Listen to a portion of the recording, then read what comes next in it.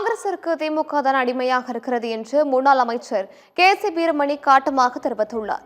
வேலூர் மாவட்டத்தில் குடியாத்தம் சட்டமன்ற தொகுதி அதிமுக வேட்பாளர் பரிதாவின் அறிமுக கூட்ட நிகழ்ச்சி நடைபெற்றது. கூட்டத்திற்கு பின்னர் செய்தியாளர்களை சந்தித்து பேசிய கே.சி. வீரமணி கொடுத்த வாக்குறுதிகளை நிறைவேற்றாமல் திமுக அரசு மக்களை ஏமாற்றிவிட்டதாக விமர்சித்தார்.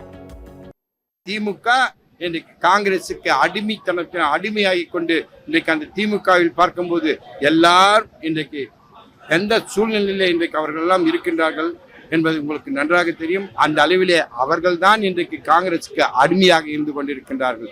ஆக எங்களை பொறுத்த மட்டும் நாங்கள் சுதந்திரமாக செயல்பட்டு கொண்டிருக்கின்றோம். இன்றைக்கு அவர்களுடைய பதவியை காப்பாற்றிக் கொள்வதற்கும் அவர்களின் சொத்துக்களை காப்பாற்றினும் அவர்களுடைய வழக்குகளை காப்பாற்றிக் கொள்வதற்கும் மறைமுகமாக இன்றைக்கு பிஜேபியோடு இன்றைக்கு மேல்மட்டத்திலே தொடர்பு வைத்துக் கொண்டிருக்கிறார். இதை நான் சொல்லவில்லை, அரசியல் வித்தகர்கள், அரசியல் விமர்சகர்கள் இன்றைக்கு கோடிட்டு காட்டிக் கொண்டிருக்கிறார்கள். அந்த அளவிலே இவர்கள் சும்மா வெளிவேசம் போடுகிறார்கள், அவ்வளவுதான்.